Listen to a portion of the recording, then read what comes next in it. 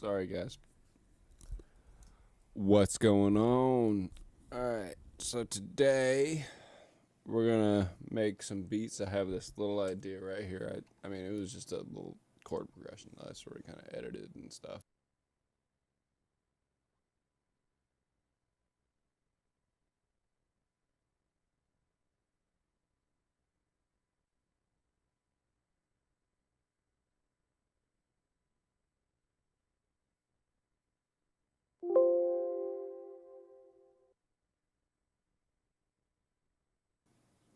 Okay, sorry. Uh, so yeah, we're gonna. Oh, man, had this all good right before we set up. Okay.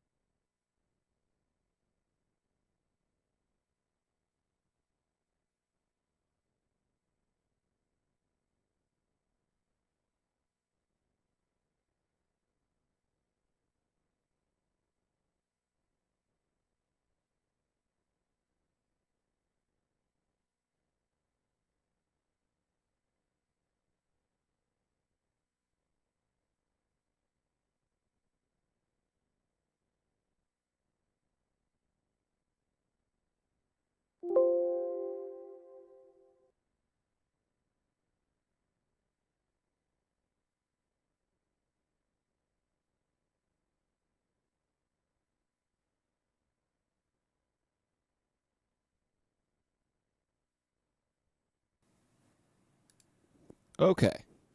Sorry about that. So here's the idea here.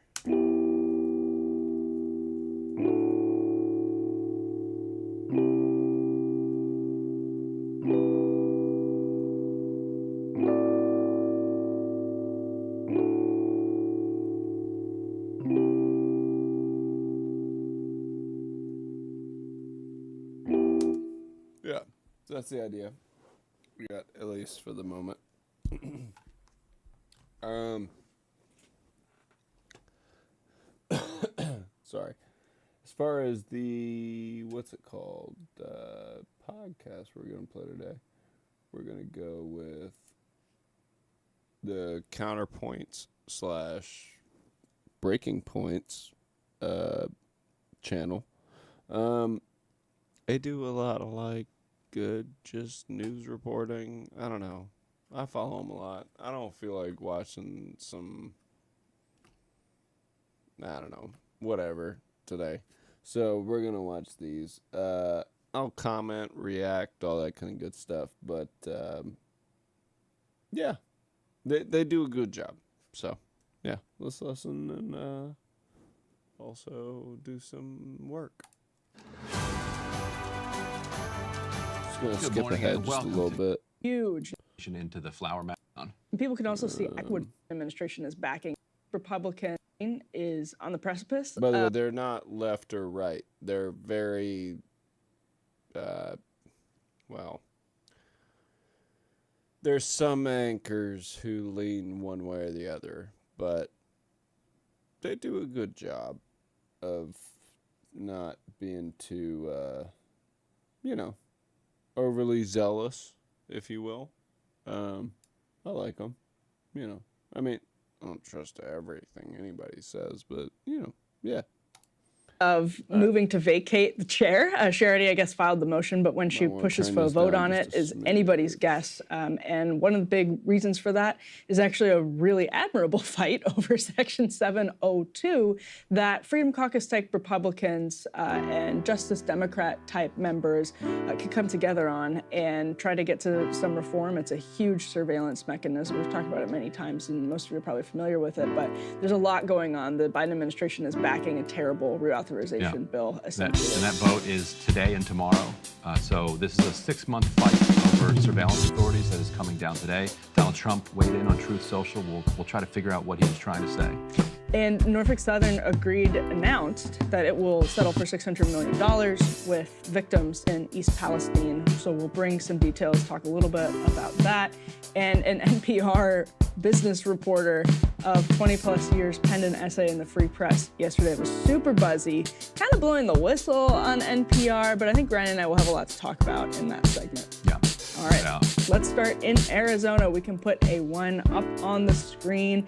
This is a report from NBC News in which they point out this 160-year near total abortion ban that's still on the books in the state was ruled enforceable by the Arizona Supreme Court yesterday. They call it a bombshell decision that adds to the state growing list of places where abortion care is effectively banned. Now, more from the article.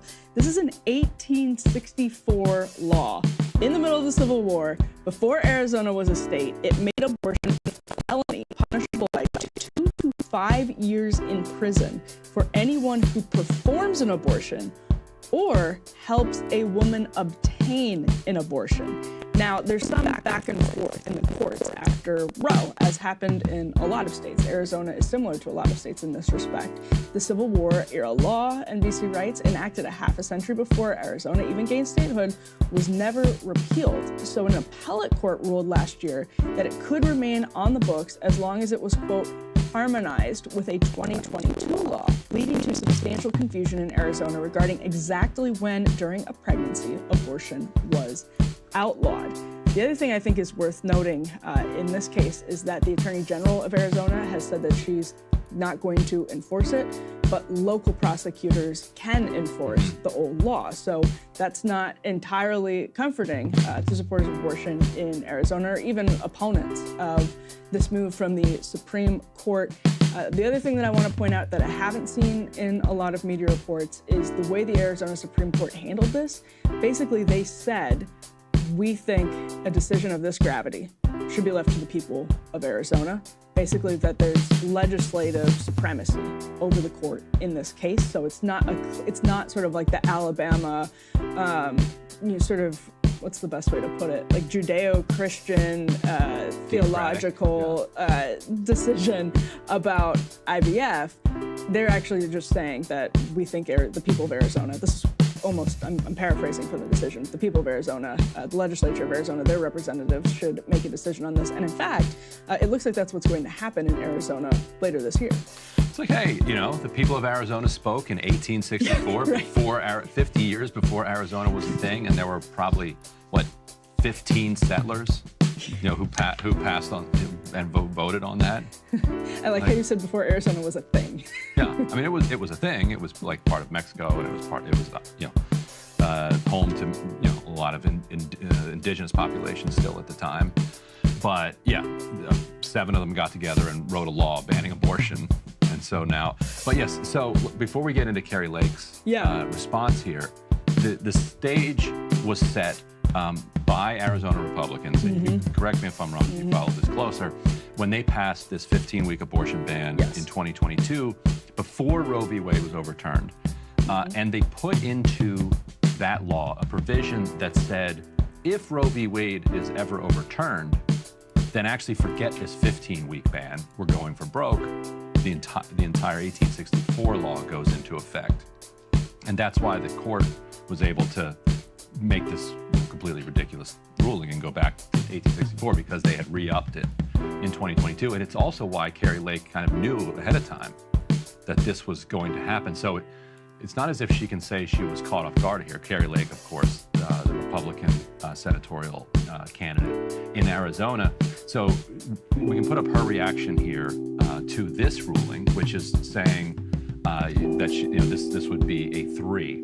This is her saying, I oppose today's ruling, and I am calling on Katie Hobbs and the state legislature to come up with an immediate common sense solution that Arizonans can support. What's odd about this reaction is that she was asked about this in 2022, and we can. This is in a presidential debate. This is not like a gotcha moment with somebody on a rope line. Here she is in a 2022 senatorial debate. Kerry, we'll start with you on this one. The new law banning abortion. Well, the new law banning abortion in Arizona after 15 weeks. There's that law, and there's a territorial era law which bans all abortion. Zippo over. Which law do you think should take effect? My personal belief is that all life matters, all life counts, and all life is precious, and I don't believe in abortion. I think the older law is going to go into effect. That's what I believe will happen. Okay, but you approve of that? What, at conception? I believe life begins at conception. Okay, what do we do about abortion pills? What do we do about... I don't think abortion pills should be legal. That's very not in Arizona. So there you have Kerry Lake saying, look, I suspect and I support the older law going into effect. Did she not? So what explains the change in 2 years? Is it the shellacking that Republicans took in the polls in 2022? Yeah, I think that's absolutely it. I've sort of seen the pattern after Roe. And again, like Doug Ducey passed that law. He was the governor of Arizona. Considered he was on Twitter complaining about it. He was on Twitter complaining about it. It's considered sort of moderate. And Doug Ducey said, this is not the outcome that I would have preferred. And actually, a lot of Arizona Republicans, it reminded me in many ways to what happened in Alabama after the IVF ruling came down, where you had a sort of race among Republicans to get out that statement condemning the ruling and saying, it's not a workable solution.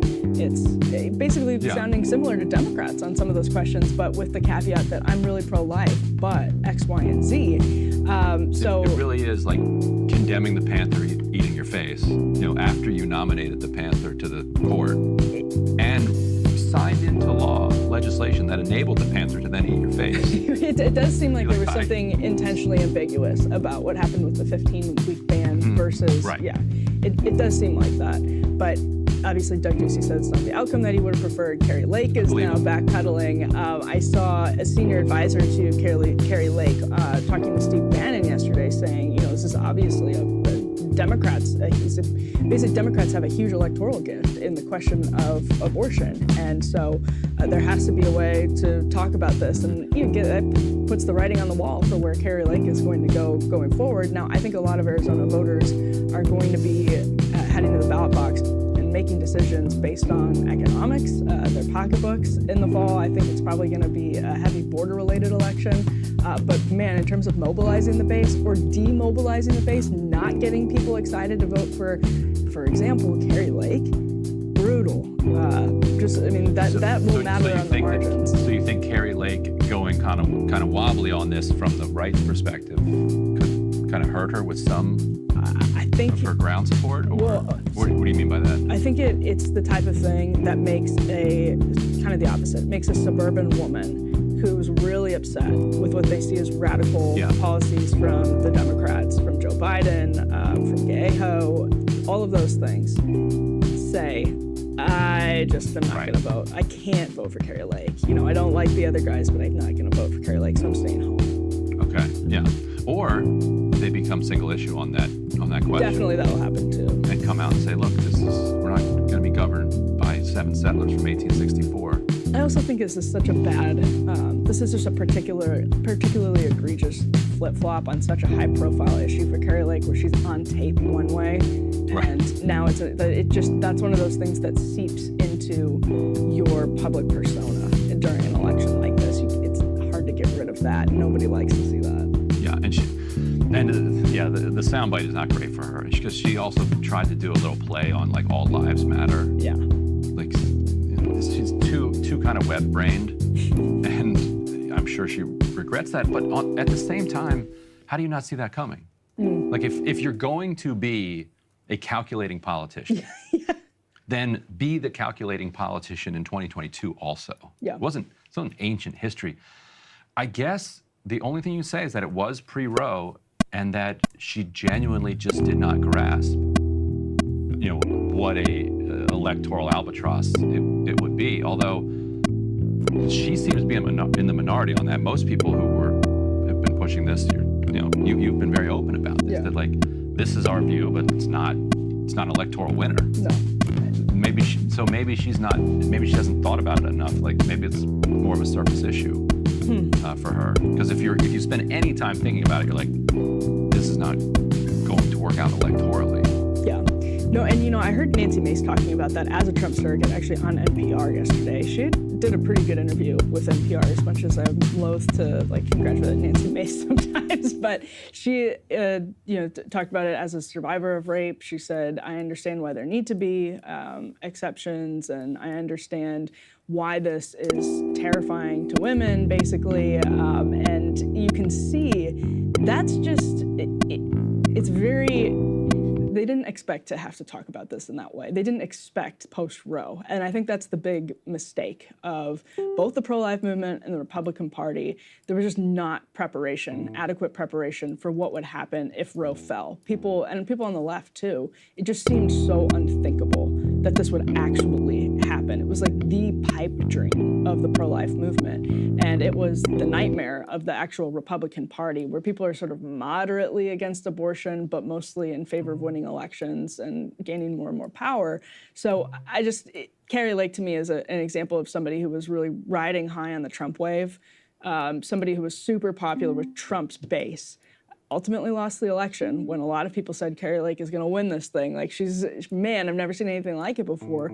She lost, but she was riding really high. And I think that bubble kind of popped. Yeah, and so if we can put up A5, this is to Emily's point earlier, that the Attorney General has said, that she won't enforce this. And a reminder of sometimes every vote does matter. 280 votes separated the Democrat and the Republican in the Attorney General's race. If you remember, that was one of the races that wasn't called for weeks and weeks and weeks. She won it, and now she's saying that she's not going to enforce this. Like you said, local prosecutors, still can do that. In the fall, it looks like Arizona is going to have a constitutional, a referendum, basically. Sorry. In every single state, including Montana, Kansas, Kentucky, abortion rights have triumphed at the ballot box. And so the ones that we're looking at this time are what? We got potentially in Florida. Yep. Arizona. Florida, Maryland, New York. Looks like now definitely it's going to happen in Arizona. They have to collect 384,000 ballot signatures by July 4th. That should be quite doable now, thanks to the Supreme Court. Probably could do it today. Yeah. Yes.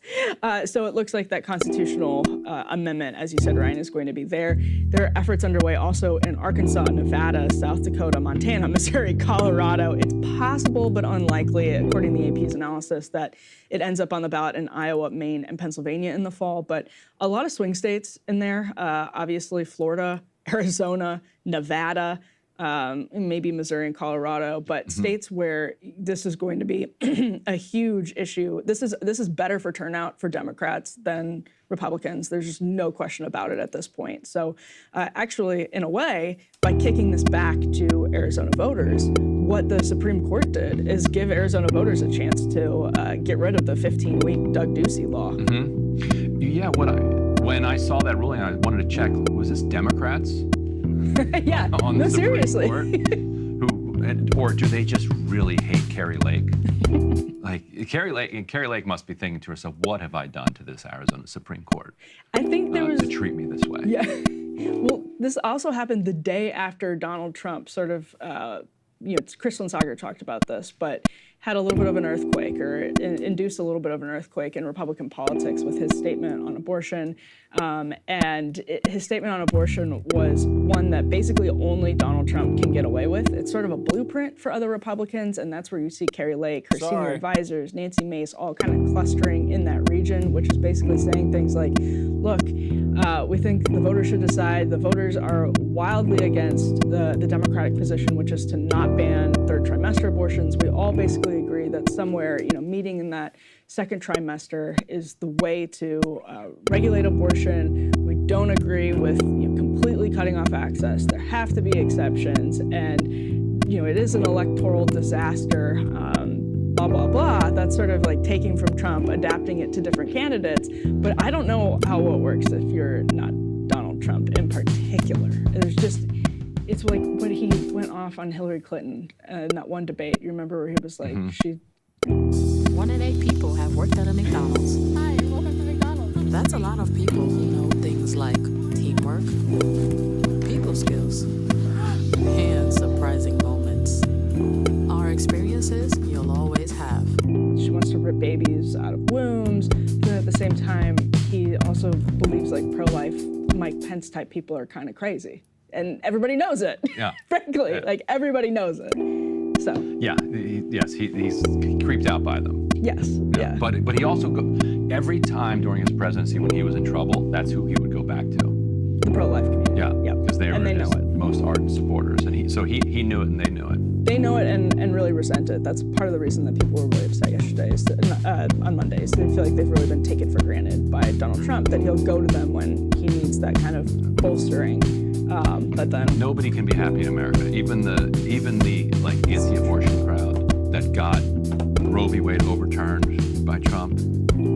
I think you got to cut the guy some slack. He delivered to the right the thing that they've been gunning for 50 years. You sound like Nancy Mace. Yeah, there you go. I mean, from their perspective, it's like, come on, what do you want from this guy? He obviously is personally Pro-choice. completely opposed to everything you guys believe in, like culturally. But he's doing it anyway, just cynically. Yeah. So just ride that. No, I agree with that position completely. And although it's going to get written right into the ground, right? Like the effect that this is having on Republicans. It's interesting to think what kind of Republican Party you'd have if the Supreme Court just decided not to do that. Mm-hmm. You'd have probably 10, 20 extra Republicans in the House. They'd probably control the Senate right now, and maybe control the Senate for the next 50 years. Yeah, I don't know. I mean, I think that's an interesting question because I feel like the benefits have been pretty marginal to people like Alyssa Slotkin. And like, there are just some races where you're like, okay, clearly women were super motivated. The pattern of turnout looks like it was here. But I think it's a lot of Republicans have had this interesting position of like, this needs to hardcore like anti-abortion people like myself have said like, you're not going to solve this problem. Rod Dreher had a good post on this yesterday. You're not going to solve this problem at the ballot box at this point. All you're going to do is have catastrophic losses on every other issue. If you force an issue at the ballot box, that's going to lose time and again because the culture is not anywhere near the anti-abortion movement's position on it. So like, what's the wisdom? But on that side, you get immense pressure from people in the pro-life movement who are against this incrementalism, as they call it. And so that's, I mean, it's a smaller and smaller wing as time goes by, but like people in the anti-abortion movement actually are facing pressure from their right, even like hardcore people from their right. That is like, and again, it's understandable if you believe that ending a life after conception is murder. It's understandable why people would be against the incrementalism, but the politics of the possible, I mean, it's just, there's really no path. And correct me if I'm wrong, but they often would make parallels to the kind of abolition or the anti-slavery 100%. movement, Absolutely. which was a fundamental misreading of everything. But like it had the same moral force to those particular people who were involved in it. What they didn't understand is that there is a day after you overturn Roe, and so if you've got this guerrilla camp, which is different than the Civil War and emancipation. Now, we don't need to go into Reconstruction and Jim Crow and all of that, but there's a day after Roe, and so they run this guerrilla campaign to take a minority position and make it the law for the majority by taking over the courts. But then in the decision, they kind of didn't have the guts to go all the way. Like Alito in the decision says the Constitution is silent on the question of abortion, and therefore it needs to go back to the states. And you could even go to Congress. So now you recognize that you're in a minority position, and you had to run a guerrilla campaign to ban it. Now you've thrown it up to the public for them to vote on. The public's not with you. And so now you got Roger like, oh, maybe voting isn't the way to do this. Let's go back to the courts. Well, what else is there? I mean, it's just like these things where you cultural or persuade people. Exactly. But okay, good luck with that.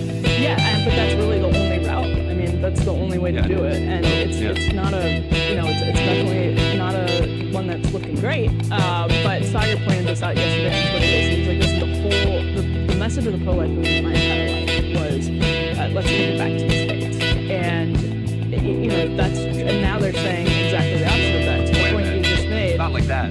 But what I think is interesting about that is, yes, the Republican Party said that. The pro-life movement itself as a whole has, because, again, there are a lot of students, deep students of John Brown and the abolitionist movement in the pro-life movement that take that comparison really seriously, do see it as a civil rights issue. And in that case, incrementalism to a lot of people is ridiculous. Again, there's just plenty of people in the Republican Party who are not logically, intellectually consistent in their positions on abortion. And I feel like that, I'm very curious about Carrie Lake, who spent most of her life as a Democrat. I'm very curious as to if she ever thought some of that stuff through, because some Republican politicians, a lot of the pro-life talking points are cynical, and they're necessary in primaries. And then when push comes to shove, it's like, well, do I really? Usually not, because there are electoral consequences that don't jive with the logically consistent position.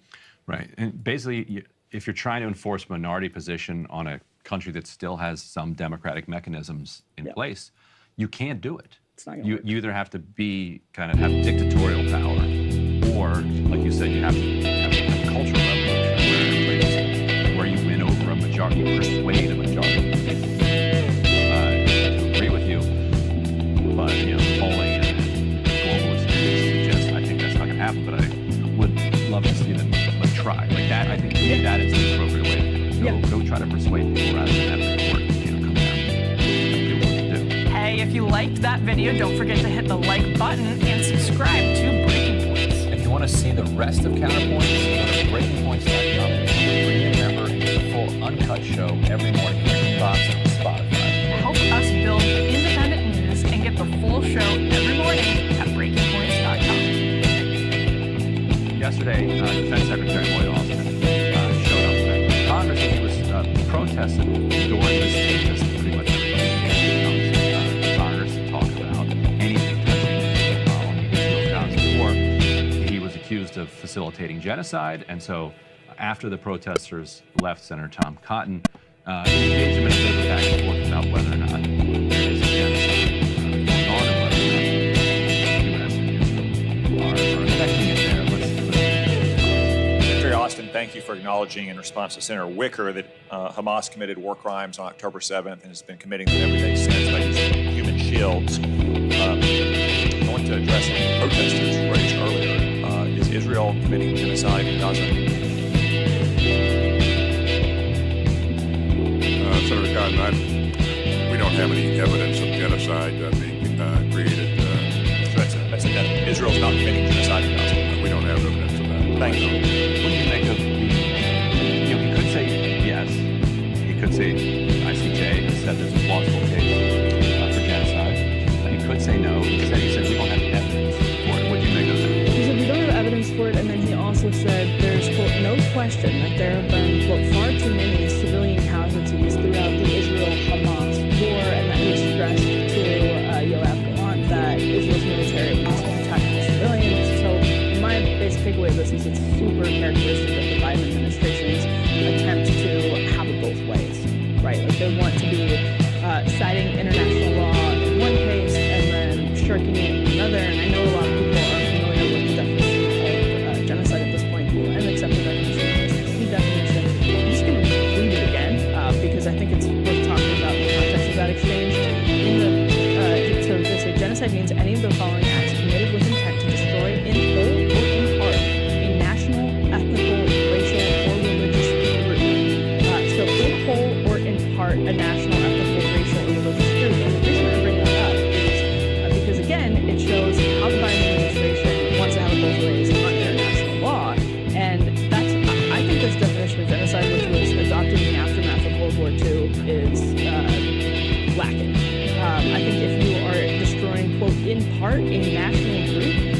basically anything that Israel did after October 7th pretty cool. would have That's been pretty cool. categorized as genocide. Cool. In whole, a national group, when you have an ethno-state and another ethno-state, there's just no way to have that battle. I'm not saying it's right, the way Israel prosecuted the war. I don't agree with that at all. But I also don't think that this definition of genocide has stood the test of time, because it's just, I mean, there's almost no way to prosecute a war after October 7th or to respond after October 7th, which even Hamas expected to happen, and not fall into that definition. Because it really depends on the definition of the legal definition of war. Right. Because Hamas killed several hundred Israeli civilians on October 7th. Does that kind of part? Legal experts generally say no, that's not what we mean. We had one on the show. Right.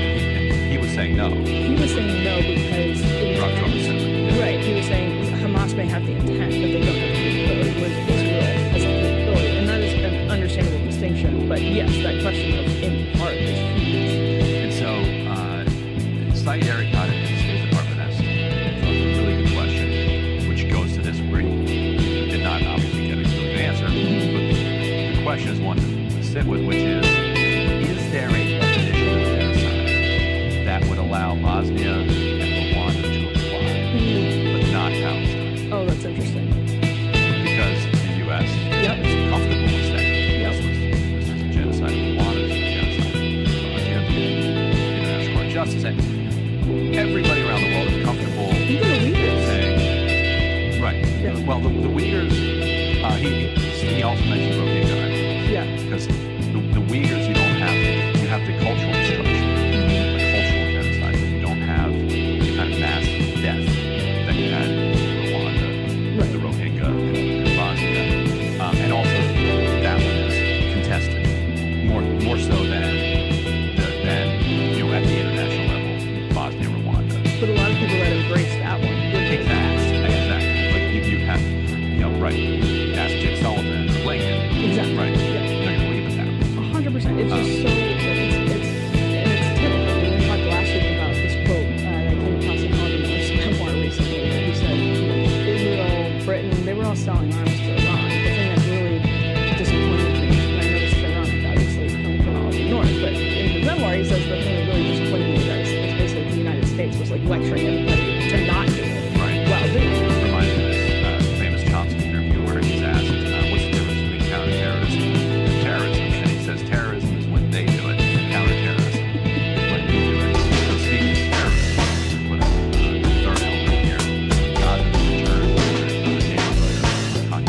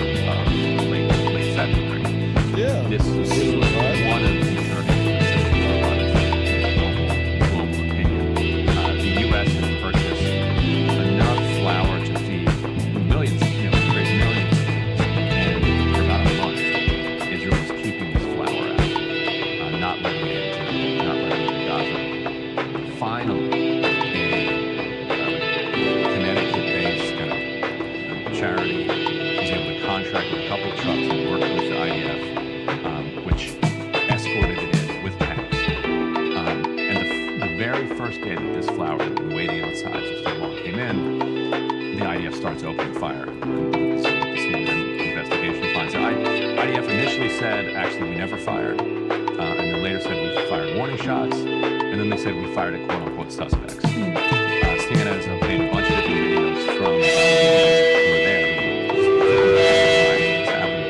that show that the timeline is a lie, that they started firing people who were at the checkpoint. And to me, if you add everything else together, the fact that they had been keeping this out for so long,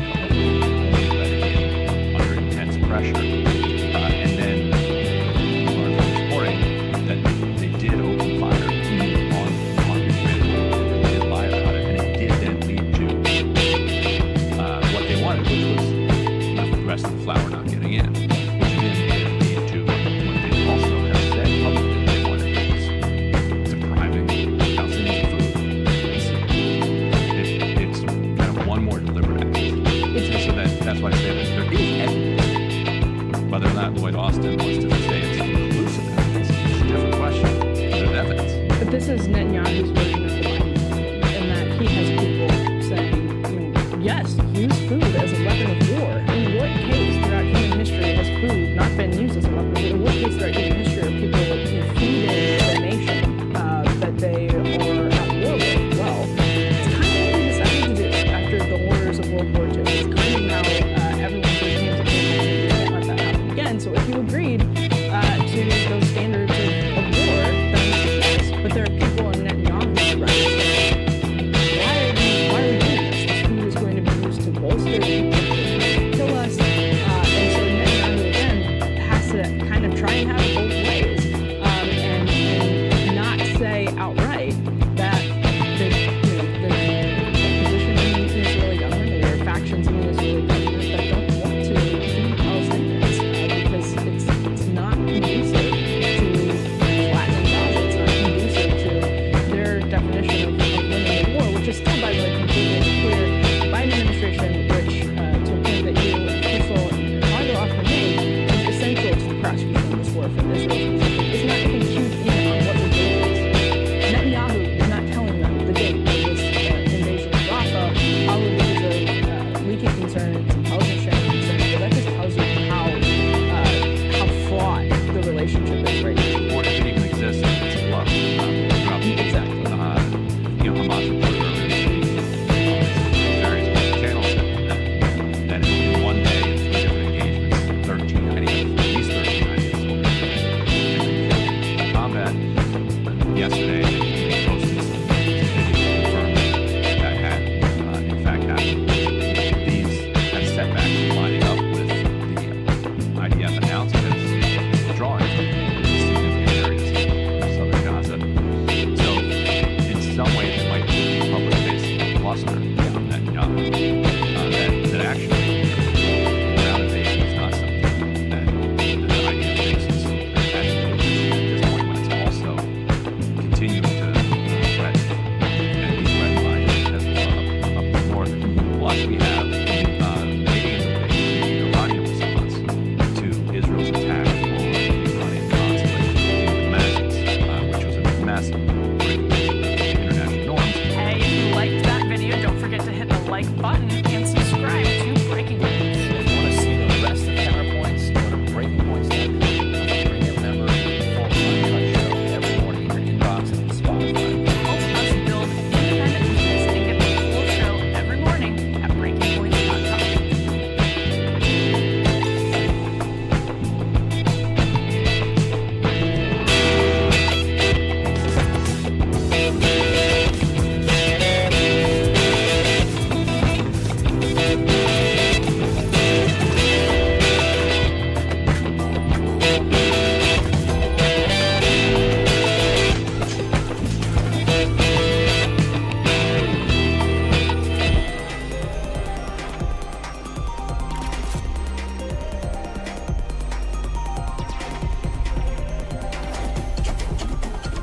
People may remember this Sorry. wild footage from back in January out of Ecuador. We can roll up this first VO here. This was a group of gangs. A gang leader was brought out of Ecuador.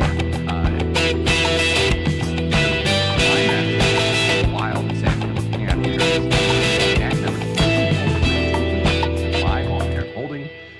hostage, and really putting an exclamation mark on what has become an extraordinary kind of evolution in Ecuador, one of the safest countries in South America, to basically what is the North run by kind of U.S.-backed gangs at this point. Now, that brings us to just last Thursday, there was this remarkable moment on the international stage where you had Ecuadorian forces burst into the Mexican embassy. So this footage was released yesterday by Mexico. Kind of basically Ecuadorian stormtroopers outside of embassy, first busting their way in here. They're looking for the former vice president. They run into embassy staff, as you see here, top officials there, throwing old diplomats down on the ground, and dragging out the former vice president, who had been formally offered asylum by the government.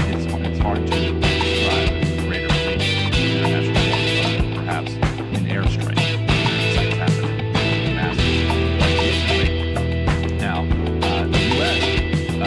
took 2 days to respond with a very modest statement where they condemned the headline on the page was "Events at the Embassy in Mexico in Ecuador." Then the United States condemns any violation of the Vienna Convention on Diplomatic Relations. So just generally condemning, but they never go on to specifically condemn what had just happened. This is 48 hours earlier, the headline said. And then they write, "Mexico and Ecuador are crucial partners of the United States, and we place a high value on our relations with both countries. We encourage the two countries to resolve their differences in accord with international norms." So really taking a hands-off approach there. They continue to be under pressure to say something about what their U.S.-backed government had done in Quito. So Jake Sullivan yesterday came out at the White House press briefing. This is how he addressed it finally. I also want to take a moment before going to questions to address the events of people. We condemn this violation of the Convention on Diplomatic Relations, including the use of force against embassy officials. We review the security camera footage from the Mexican embassy and believe these actions.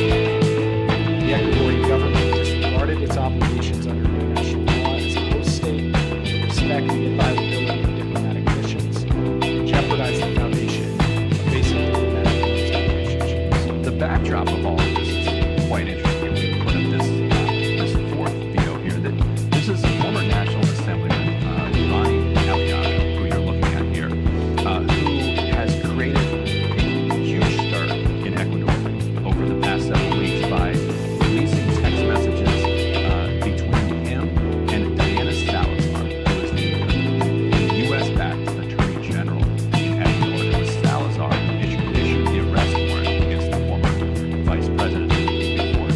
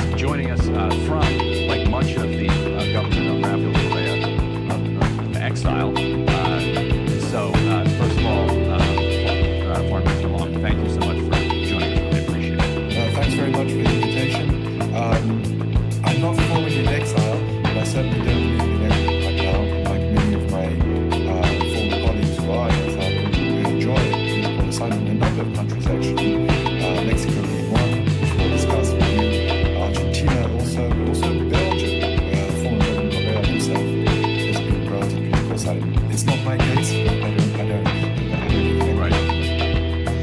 Would you feel safe going back to Ecuador at this point, or do you think that the kind of persecution of your party is so broad that there might be some risk? Yeah, I mean, I've been going back to Ecuador. I went back in the most recent elections in October 2023 and August 2023. I've been going back regularly. I have family in Ecuador, so I do go back. But it was better for a while. It's got significantly worse now again. There was a lull a little bit, but yeah, I mean, for a few years I did not go back, and it has been unsafe, largely speaking, for Ecuadorians because of the general security situation in Ecuador. But also for the left, the deep state is very active and very noticeable if you've been part of So tell us about Jorge Glass, the former vice president who was dragged out of the Mexican embassy. What's behind his charges, and what do we know about his safety? Because I understand the American survivor did finally tell the Ecuadorian government that he ought not to be harmed while in presidency. How effective that is. Yeah, so there's a story of persecution in Ecuador, it's a non-popular one, which I'm not going to go into many details about, but essentially the pivotal moment is when Lenin becomes president in 2017, elected on a continuity ticket after Correa. He had been the former vice president of Correa. Then he betrays that and does a U-turn, sides with the Trump administration, does all the things that many of us know about, throws Assange up to the embassy, brings Pompeo and Mike Pence to Quito and signs loads of deals, including an IMF deal, grants an airstrip in Galapagos to the Pentagon and Southcom. So really realigns geopolitically within the sphere of the United States and within the sphere of the Trump administration. And then he organizes a referendum in 2018, which is the big problem until these days. So I'm just going to say a quick word about this. The referendum, while it was still popular, a few months later, he lost it and ended his term as the most unpopular president in economic history. This is really important. When he had never held a referendum, he was just his honeymoon and supported by the people and passed this referendum. There were a few questions. One of them was to bar the election, so Correa would never be president again. The other crucial question was to do an overhaul of the judiciary, if you like, to purge the judiciary, the government, whatever government actually called it, a de-Correization. This is Spanish. De-Correize, Correize, the Ecuadorian state.